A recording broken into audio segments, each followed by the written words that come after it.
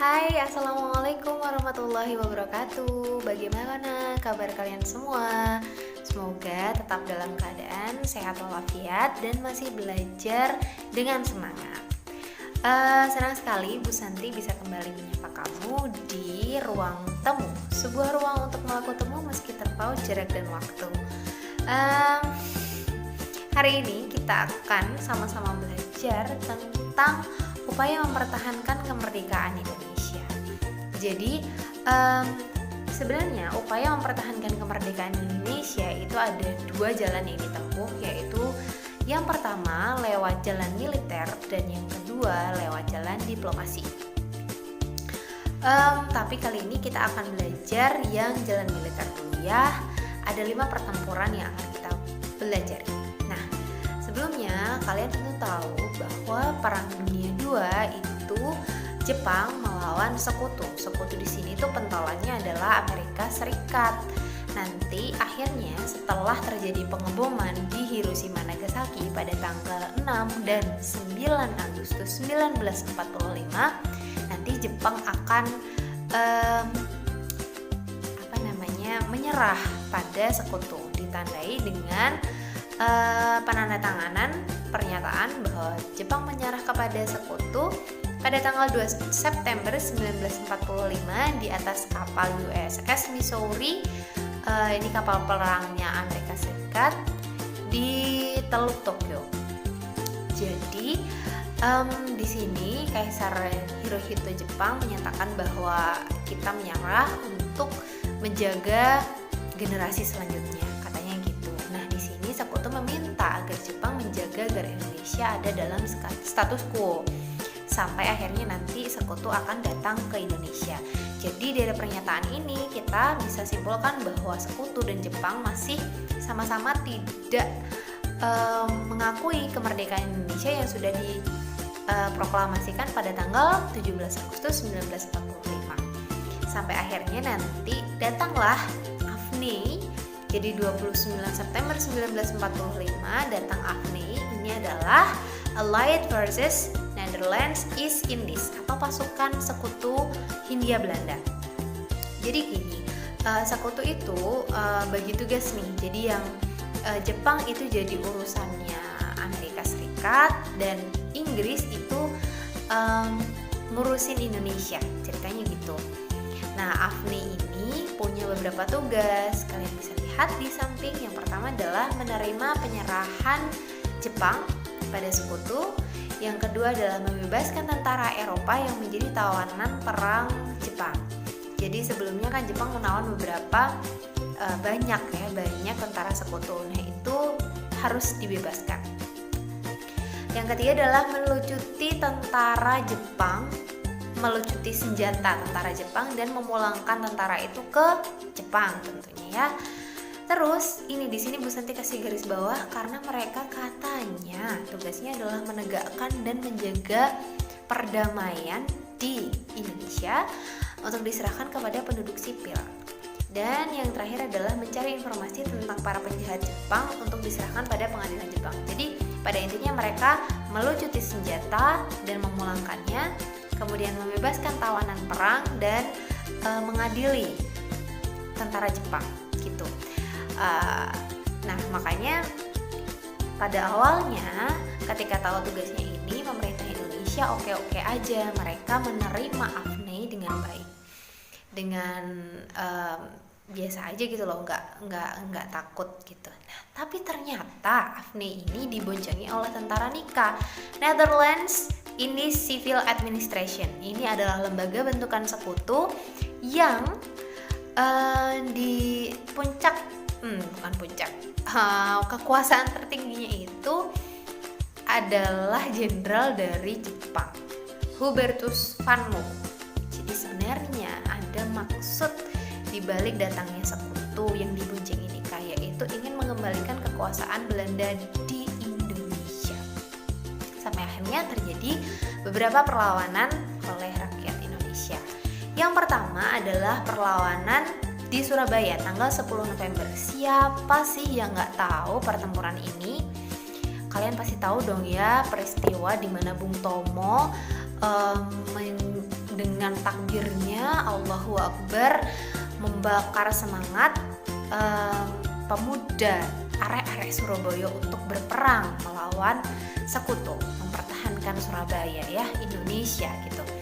Jadi sekutu tuh datang tanggal 25 Oktober. Kemudian sekutu awalnya diterima oleh Gubernur Suryo dengan baik. Bolehlah silakan kalian melepaskan tawanan perang di penjara Kalisosok, tapi ternyata mereka lantas menduduki tempat-tempat vital di Surabaya. Bank Inferio, kemudian pangkalan angkatan laut di Tanjung Priuk, kantor pos besar, dan masih beberapa tempat-tempat vital diduduki oleh sekutu. Hal ini membuat para pemuda dan TKR, Tentara Keamanan Rakyat, itu marah dan akhirnya meletuslah pertempuran, jadi perlawanan dengan sekutu tanggal 27 Oktober 1945. Tanggal 28-nya nanti tempat-tempat vital tersebut, tempat-tempat penting tersebut bisa dikuasai kembali oleh pemuda. Nah, kemudian masih terjadi tuh tembak-menembak sampai akhirnya Inggris minta Insinyur Soekarno untuk datang ke Surabaya untuk menyarankan kepada pemuda, udahlah kita gencatan senjata aja. Tapi walaupun sudah begitu, tetap terjadi tembak-menembak sampai Jenderal Inggris A.W.S. Malabi itu meninggal. Jadi tewas dalam dalam kejadian itu 30 Oktober 1945 tewas. Hal ini membuat Inggris makin marah gitu ya. Akhirnya mereka ini yang ada di samping kalian ini, yang ada di samping Bu Santi ini adalah foto mobilnya A.W.S. Malabi yang terbakar karena diledaki granat oleh pemuda. Malabi meninggal, tewas dia. Inggris marah dan meminta agar rakyat Surabaya menyerah, meletakkan senjata dan mengangkat tangan di atas kepala maksimal tanggal 10 November jam 6 pagi. Tapi tentu saja tidak mau ya. Akhirnya meledaklah pertempuran. Dan di situ Bung Tomo menyuarakan, menggelorakan semangat para pemuda lewat radio-radio. Selain itu, santri-santri di Jawa Timur juga ikut berperang. Ini tidak lepas dari peran kedua tokoh di samping, yaitu Kiai Haji Hasyim Asy'ari dan Kiai Haji Wahab Hasbullah. Akhirnya Surabaya akan kembali diduduki oleh rakyat Surabaya. Pertempuran ini dimenangkan oleh rakyat Surabaya, dan 10 November diperingati sebagai Hari Pahlawan gitu. Kemudian pertempuran yang kedua adalah pertempuran Medan Area. Ini dramatis sekali. Jadi pada tanggal 13 Oktober terjadi pertempuran Medan Area. Awalnya karena kalian lihat di sini ya, latar belakangnya adalah perampasan dan penginjakan lencana Merah Putih oleh sekutu. Jadi sekutu tuh datang ke Medan, terus mereka tinggal di sebuah hotel di Jalan Bali Medan. Kemudian mereka melihat ada seorang pemuda yang menggunakan lencana Merah Putih, diambil lencananya, diinjak-injak. Kemudian peristiwa ini membuat para pemuda marah dan mereka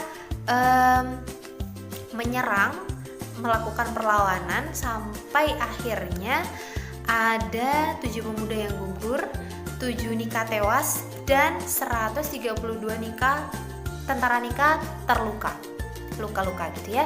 Yang ada di samping Bu Santi ini adalah foto yang sekarang ada ya. Jadi ini adalah gedung Hotel Bali gitu ya, hotel di Jalan Bali Medan. Nah, kemudian rakyat makin marah ketika sekutu memasang semacam garis polisi, tulisannya adalah fixed boundaries Medan Area, jadi batas wilayah Medan Area. Nah, pertempuran ini akhirnya dikenal sebagai pertempuran Medan Area gitu. Kemudian yang ketiga adalah pertempuran Palagan Ambarawa. Pertempuran ini berlangsung selama 4 hari, 12, 13, 14, 15 Desember 1945. Gimana kronologinya? Jadi sekutu datang ke Ambarawa, ke Semarang dulu ya, di Jawa Tengah. Ambarawa ini kan Jawa Tengah ya, deket sama Semarang. Sekutu datang, mereka melepaskan tawanan perang dan ternyata mereka mempersenjatai kembali tawanan perang itu. Jadi para tawanan itu dipersenjatai kembali dan ini membuat pemuda dan TKR marah. 26 Oktober terjadi pertempuran, 2 November Insinyur Soekarno datang berunding dengan sekutu. Ya udah, sekutu akan membatasi jumlah tentaranya, tapi nyatanya yang didatangkan ke situ malah lebih banyak lagi. Akhirnya meledaklah sebuah pertempuran. Letnan Kolonel Isdiman gugur digantikan oleh Kolonel Sudirman yang akhirnya menjadi Jenderal Sudirman. Ini adalah fotonya. Kemudian dengan taktik sapit urang, yaitu mengepung Ambarawa dari berbagai semua penjuru gitu ya, dan membatasi komunikasi sekutu, akhirnya menang tanggal 15 Desember 1945. Pertempuran ini dikenang dengan pembangunan Monumen Palagan Ambarawa, dan 15 Desember diperingati sebagai hari jadi TNI Angkatan Darat atau Hari Juang Kartika. Kemudian peristiwa Bandung Lautan Api. Kalian tahu lagu Halo Halo Bandung? Ini adalah salah satu lagu untuk mengenang peristiwa Bandung Lautan Api 23 Maret 1946. Jadi 12 Oktober sekutu datang, mereka menyuruh agar semua senjata rampasan Jepang itu diserahkan. Tapi tentu saja tidak mau. Akhirnya jadi diserahkan maksimal tanggal 21 November 1946. Tapi nggak mau, pemuda tidak mau. Akhirnya terjadi perlawanan TKR tanggal 21 November dan penyerangan ke Hotel Prenger dan Hotel Human. Ini adalah markasnya sekutu. Kemudian tanggal 23 Maret sekutu memberikan ultimatum agar TRI meninggalkan Bandung bagian utara. Jadi termasuk jadi penduduk sipil, terus angkatan bersenjatanya harus semua bersih. Akhirnya ya udah bersepakat para pejuang mereka akan meninggalkan Bandung Utara, tapi dibakar, dibumi hanguskan agar tidak ada aset-aset penting yang dikuasai dan dimanfaatkan oleh sekutu. Sebenarnya tidak hanya Bandung Lautan Api, ada peristiwa pertempuran Bojong Kokosan di Sukabumi, pertempuran Cimareme dan Bale Endah juga Cilengsir. Kalian bisa ya coba cari tentang pertempuran ini. Kemudian perang Puputan Margarana. Puputan Margarana ini terjadi di Bali. Puputan itu artinya perang hingga tetes darah penghabisan. Awalnya karena ada perjanjian Linggarjati, nanti akan kita bahas ya perjanjian Linggarjati itu apa. Jadi intinya di situ Bali tidak masuk dalam wilayah Republik Indonesia. Wilayah Indonesia itu cuma Jawa, Sumatera, Madura. Bali rencananya akan masuk dalam NIT, Negara Indonesia Timur. Rakyat Bali tidak mau di bawah pimpinan ini, beliau siapa? I Gusti Ngurah Rai. Wajahnya sekarang ada di uang 50 ribuan ya, yang warna biru. Dengan pasukannya, yaitu pasukan Ciung Wanara, mereka akhirnya bisa menguasai datasemen Polisi Nika di Tabanan dan merebut senjata serta artilerinya pada tanggal 18 November 1946. Dan karena mereka beliau terdesak dengan pasukannya terdesak, tidak ada pilihan lain, mereka semua bertekad untuk perang hingga titik darah penghabisan. Akhirnya nanti I Gusti Ngurah Rai dan 96 pasukannya gugur. Belanda tewas hingga 400 tentara. Ini adalah foto Puputan Margarana. Hal ini diperingati dengan Tugu Pahlawan Taman Pujaan Bangsa di Bali, dan setiap tanggal 20 November diperingati sebagai Hari Puputan Margarana. Terakhir adalah peristiwa Merah Putih di Manado. Nah, ini nih tentara Nika nih datang ke Manado dan mereka melarang rakyat Manado untuk mengibarkan bendera merah putih. Marah lah ya, jadi tidak terima karena mereka ingin menguasai kembali Manado.